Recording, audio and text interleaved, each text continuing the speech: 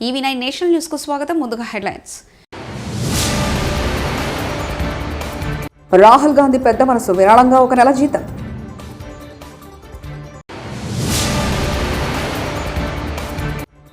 బ్యారేజీ గేట్లు ఊరిపోయిన ఘటనలో బాధితులను కఠినంగా శిక్షించాలి వైఎస్ షర్మిల.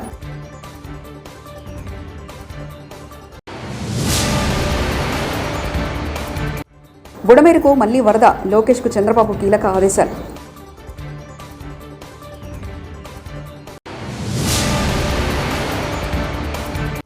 నేను బయటకు వస్తే సహాయ చర్యలకు ఆటంకం, డిప్యూటీ సీఎం పవన్.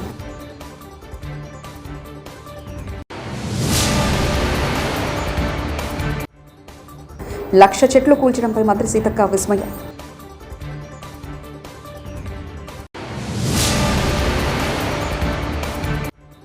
మేడారం ప్రాంతంలో నేల కొరిగిన 50,000 చెట్లు. లోక్సభ ప్రతిపక్ష నాయకుడు కాంగ్రెస్ ఎంపీ ఆ పార్టీ అగ్రనేత రాహుల్ గాంధీ మరోసారి తన పెద్ద మనసు చాటుకున్నారు. కేరళలో ఇటీవల విలయం సృష్టించిన వయనాడు కొండ చర్యల బాధితులకు 1 నెల జీతాన్ని ప్రకటించారు. వయనాడులో పునరావాసం కోసం కార్యక్రమాలు చేపడుతున్న కేరళ ప్రదేశ్ కాంగ్రెస్ కమిటీకి కేపీసీసీ ఈ సాయాన్ని ఆయన అందజేయనున్నారు. కృష్ణానదిపై నిర్మించిన ప్రకాశం బ్యారేజ్ గేట్లు విరిపోయిన ఘటనలో బాధితులను కఠినంగా శిక్షించాలని ఆంధ్రప్రదేశ్ ప్రభుత్వాన్ని PCC chief YS Sharmila demand చేశారు. బుధవారం ప్రకాశం బ్యారేజ్ని వైఎస్ షర్మిల పరిశీలించారు. అనంతరం వైఎస్ షర్మిల మాట్లాడుతూ ప్రకాశం బ్యారేజ్ వద్ద కావాలని పడవలను వదిలారా అని సందేహం వ్యక్తం చేశారు. అందుకు బాధితులు ఎవరో గుర్తించి వారిని కఠినంగా శిక్షించాలని ప్రభుత్వానికి సూచించారు. మేడారంలో 500 ఎకరాల్లో చెట్లు నెలకొరడంపై మంత్రి సీతక్క ఆదేశారు. రాష్ట్ర సచివాలయం నుంచి పీసీసీఎఫ్ డిఎఫ్లతో టెలిఫోన్లతో మంత్రి మాట్లాడారు. 2 రోజుల క్రితమే చెట్లు నెలకొరిన ప్రాంతాన్ని సీతక్క సందర్శించారు. 1,00,000 చెట్ల వరకు నెలకొనడం పట్ల మంత్రి విస్మయం వ్యక్తం చేశారు. ఈ స్థాయిలో అటవీ విధ్వంసం జరగడం పట్ల ఆశ్చర్యాన్ని వ్యక్తం చేశారు.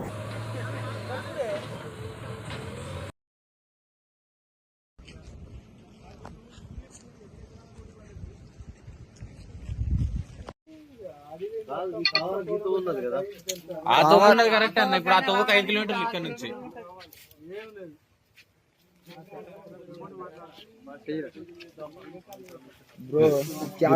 క్యాబిన్ ఎరుగుతారా?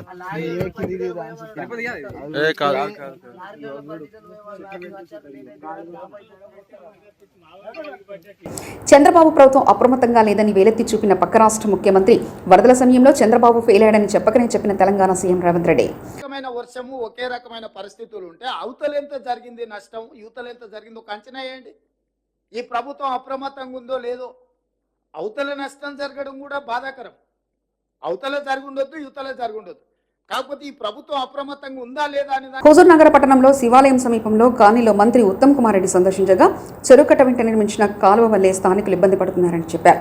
హుజూర్ నగర్ శ్రీనివాస్ మీద ఆగ్రహం వ్యక్తం చేస్తూ ఆయనను వెంటనే సస్పెండ్ చేయాలని ఉన్నతాధికారులకు ఆదేశించారు. ఇక్కడ ఉన్న ఏవీ శ్రీనివాస్ సస్పెండ్ చేయండి. అతని నెగ్లిజెన్స్ వల్ల జనానికి చాలా ఇబ్బంది అవుతుంది. ఓకే.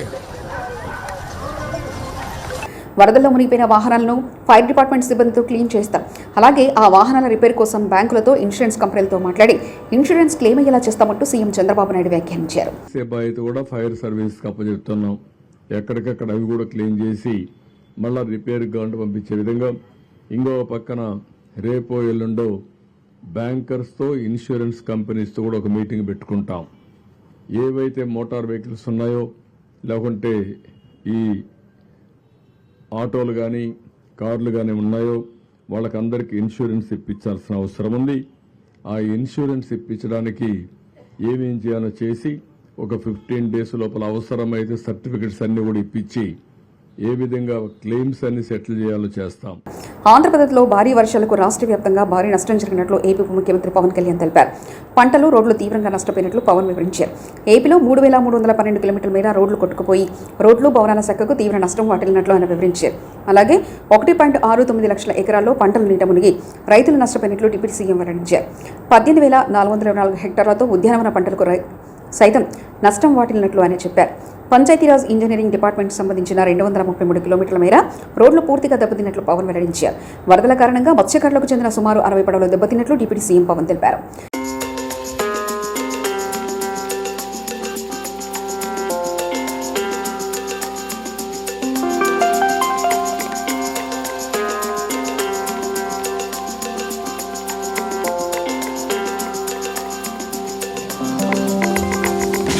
అకాల వర్షాల వల్ల మళ్లీ బుడమేరుకు వరద ప్రవాహం పెరిగింది. దీంతో బుడమేరుకు గండ్లు పడిన ప్రదేశంలో యుద్ధ ప్రతిపాదికన చర్యలకు అధికారులు ఉపక్రమించారు.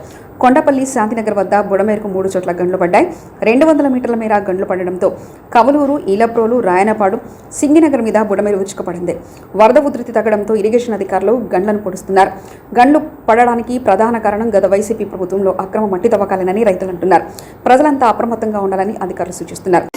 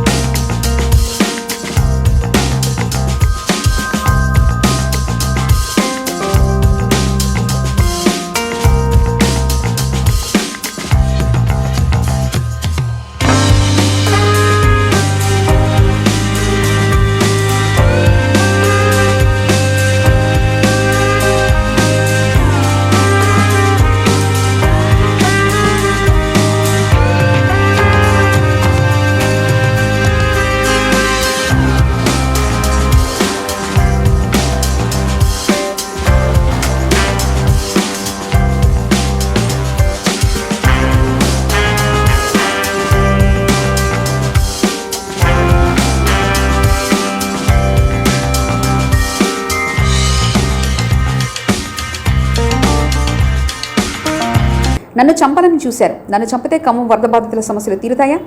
మా ఉద్యమ నాయకులపై నాపై భౌతిక దాడులు చేస్తే చూస్తూ ఊరుకుంటామా? మాజీ మంత్రి పువ్వాడ అజయ్ కుమార్. లేకపోతే రౌడీ షీటర్లతోని దాడులు చేయించాలని అంటే అవుతుందా? చూస్తా ఊరుకుంటామా? ఉద్యమ సమయంలో ఉద్యమించిన పార్టీ ప్రజాప్రతినిధులు వాళ్ళందరూ జగదీష్ రెడ్డి గారు కానీ, లేకపోతే హరీష్ రావు గారు కానీ, లేకపోతే ఇతరత్ర ప్రజాప్రతినిధులు కానీ, సో వాళ్ళ మీద మీరు భౌతిక దాడులు చేయాలా? నా మీద భౌతికంగా సరే నన్ను అంతమంది ఇస్తారా అనుకుందాం. దాంతో ఖమ్మం ప్రజల యొక్క సమస్య తీరుతుందా?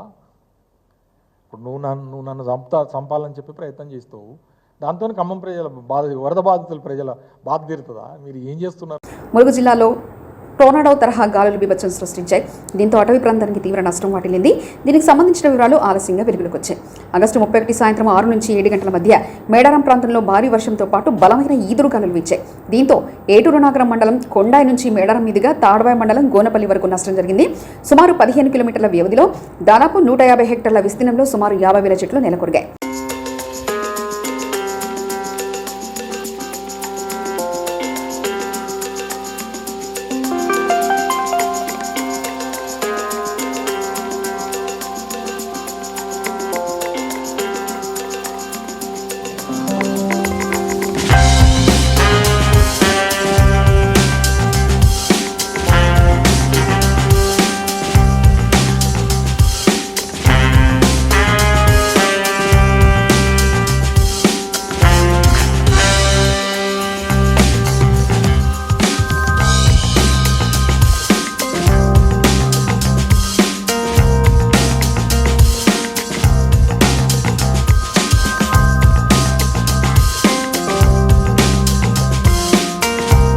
శ్రీశైలం పవర్ హౌస్లో భారీ పేలుడుతో 7 నంబర్ యూనిట్లో నిలిచిపోయిన విద్యుత్ ఉత్పత్తి, భయోందనకు గురైన ఉద్యోగులు, పేలుడుకు సంబంధించిన పూర్తి వివరాలు తెలియాల్సి ఉంది.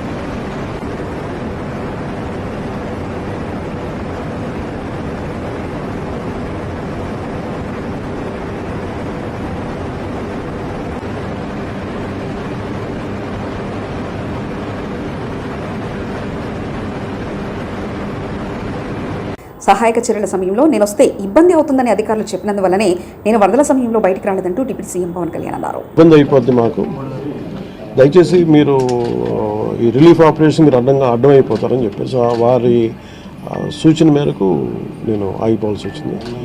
ఇప్పుడు కూడా ఒకసారి వాళ్ళ నిర్ణయం తీసుకొని వాళ్ళు టేక్ ఎక్కాలి. వెళ్తే అది సహాయపడాలి కానీ మళ్ళీ ఇంకొక కేయాటిక్ మీకు తెలుసు కదా, అందుకని దాన్ని దృష్టిలో పెట్టుకుని కొంచెం చట్టపాయిస్తున్నాను అంతే విషయం. లేదు కొంచెం ఇబ్బంది లేదంటే ముందు మెయిన్ అధికారులు పాపం గత 72 గంటల నుంచి వాళ్ళు నలిగిపోతాను నిద్రాహారాలు లేకుండా. సో వాళ్ళని దృష్టిలో పెట్టుకొని మళ్ళీ నేను వెళ్ళి సహాయపడాలి కానీ మళ్ళీ అది అదనపు బరువు అయితే మళ్ళీ ఆ రెస్క్యూ ఆపరేషన్స్ ఇబ్బంది కలగకూడదని చెప్పి నేను దాన్ని దృష్టిలో పెట్టుకొని నేను స్వయంగా నేను పర్యవేక్షిస్తున్నాను. సార్ 4 రోజులుగా పవన్ కళ్యాణ్ ఉప ముఖ్యమంత్రి రాలేదు, ఎక్కడ రాలేదని చెప్పి విపక్షాలు ఆరోపణ చేస్తున్నారు, బాధితులను పట్టించుకోలేదని చెప్పేసి ఆరోపిస్తున్నారు. ఏం చెప్తారు? ఫిజికల్గా మీకు కనిపించడం పద్ధతి అంటే వాళ్ళు ఏమనుకుంటారు, నేను బోట్ వేసుకొని రెస్క్యూ చేయడం కుదరదు కదా, ఆ బాధ్యతలు లేకుండా ఎందుకు అది ఏంటంటే అనాలి కాబట్టి అంటే తప్ప ఎంటైర్ మీరు చూస్తే మా పిఆర్ మెషినరీ మన పిఆర్ పంచాయతీరాజ్ మెషినరీ మొత్తం ఎంటైర్ వర్క్ చేస్తాం మా సైడ్ నుంచి. అంటే అట్లా కదా సార్, ధైర్యం చెప్పడానికి కూడా రాలేదని చెప్పేసి వాళ్ళు ఆరోపణ చేస్తున్నారు కదా మీ నుంచి. అది నేను అట్లా అనుకోవట్లేదండి. అంటే ఏమైపోతుంది, ధైర్యం చెప్పడానికి వెళ్ళి ఒక్కసారి మీద పడ్డారు అనుకోండి, పరిస్థితులు ఎలా ఉంటాయంటే నేను మొన్న పింఛా డ్యామ్ దీనికి వెళ్ళాను. నేను వెళ్ళి సహాయ కార్యక్రమం అంటే నేను ఒక ప్రత్యేకమైన పరిస్థితిలో ఉన్నాను, అది మీరు అర్థం చేసుకోవాలి. ఇప్పుడు నేను వెళ్ళి కూర్చుంటే వెళ్ళిపోదని రెస్క్యూ ఆపరేషన్స్కి ఇబ్బంది కలగకూడదన్న ఒకటే నన్ను ఆ సూచన ఒకటి నన్ను ఆపేదాను, అంతమించి వేరే అవ్వలేదు. గత 5 రోజుల నుంచి కురుస్తున్న భారీ వర్షాల దృష్ట్యా వరంగల్ జిల్లాకు సంబంధించిన తహసీల్దార్ మహమ్మద్ ఇక్బాల్ మాట్లాడుతూ జిల్లా కలెక్టర్ మరియు స్థానిక మంత్రి ఆదేశాల మేరకు వరంగల్ మండలంలోని వరద బాధిత ప్రజలను ఉద్దేశించి అప్రమత్తం చేస్తూ స్థానిక తహసీల్దార్ కార్యాలయంలో వరద బాధితుల కోసం 24 గంటలు పనిచేయడానికి కంట్రోల్ రూమ్ వ్యవస్థను ఏర్పాటు చేసి మా కార్యాలయానికి సంబంధించిన జూనియర్ అసిస్టెంట్లను కంట్రోల్ రూమ్లో పనిచేయడానికి అందుబాటులో ఉంచడం జరిగింది. ప్రజలు ఎవరైనా కూడా లోతట్టు ప్రాంతాలు ముఖ్యంగా ఏంటంటే వరంగల్ మండలంలో ఎక్కువగా స్లమ్ ఏరియాస్ ఉన్నాయి. ముఖ్యంగా చూసుకుంటే ఏంటంటే మన అంట రోడ్డు సమీపం సంతోషమాత టెంపుల్ ముందు ఎన్టీఆర్ నగర్ ఉంది, 92 ఇళ్ళు ఉన్నాయి. అవి కొద్దిపాటి వర్షం రాగానే అది భద్రకాళి ఎఫ్టీఏలో ఉండడం వల్ల ఆ ఇళ్ళన్నీ మునిగిపోతాయి. అలాంటి వాళ్ళకు కూడా మేము వెంటనే జిల్లా కలెక్టర్ గారి ఆదేశాల ప్రకారం మరియు మంత్రివర్గ ఆదేశాల ప్రకారం కూడా మేము వెంటనే స్పందించి వాళ్ళందరినీ కూడా మార్వాడి భవన్కు షిఫ్ట్ చేయడం జరిగినది. రఘునాథ్పల్లి మండలంలో దెబ్బతిన్న అంతర్గత రోడ్డు మరమ్మతు పనులను వెంటనే చేపట్టాలని సిపిఎం మండల కమిటీ ఆధ్వర్యంలో నిరసన కార్యక్రమం చేపట్టడం జరిగింది. ఈ కార్యక్రమానికి ముఖ్య అతిథిగా హాజరైన సిపిఎం జిల్లా కార్యదర్శి వర్గ సభ్యులు రాపర్తి రాజు గారు మాట్లాడుతూ మండలంలో వివిధ గ్రామాల్లో వర్షాల కారణంగా దెబ్బతిన్న రోడ్లను తక్షణమే మరమ్మతులు చేపట్టాలని, రోడ్డు ప్రమాదాలను నివారించాలని సిపిఎం జిల్లా కార్యదర్శి వర్గ సభ్యులు రాపర్తి రాజు ప్రభుత్వాన్ని డిమాండ్ చేశారు. ఎక్కడికక్కడ ఉద్యమాలు చేపడతామని హెచ్చరించారు. పరిష్కరించాలి, అంతర్గత రోడ్డు మరమ్మతు పనులను వెంటనే చేపట్టాలి, అంతర్గత రోడ్ల పనులను వెంటనే చేపట్టాలి, అంతర్గత రోడ్డు పనులను వెంటనే చేపట్టాలి. సోదరులారా, రఘునాథ్పల్లి మండల ప్రధాన కేంద్రంలో ప్రధానమైనటువంటి రహదారి సాధారణ వర్షం పడితేనే ఈరోజు పోలేనటువంటి పరిస్థితుల్లో ఈరోజు బురదగుండలతోటి వాహనదారులు ప్రజలకు తీరైనటువంటి ఇబ్బందులు కలుగుతున్నటువంటి పరిస్థితి ఉన్నది. ఇంత అధ్వానంగా ఇవాళ వచ్చినటువంటి భారీ వర్షాలకు కూడా రోడ్లు ఎక్కడికక్కడ మండలంలో దెబ్బతిన్న పరిస్థితి ఉన్నది. ఈ దెబ్బతిన్న అంతర్గత రోడ్లను వెంటనే ప్రభుత్వం సంబంధిత అధికారులు ఈ దృష్టి పెట్టి రాహుల్ గాంధీ పెద్ద మనసు, విరాళంగా 1 నెల జీతం.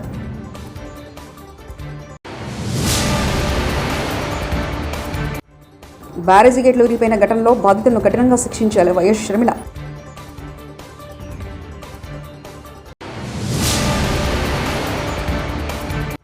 బుడమేరుకు మళ్లీ వరద, లోకేష్కు చంద్రబాబు కీలక ఆదేశాలు.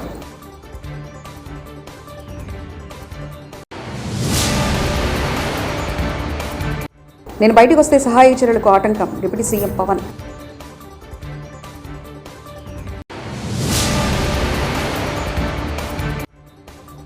లక్ష చెట్లు కూల్చడంపై మంత్రి సీతక్క విస్మయం.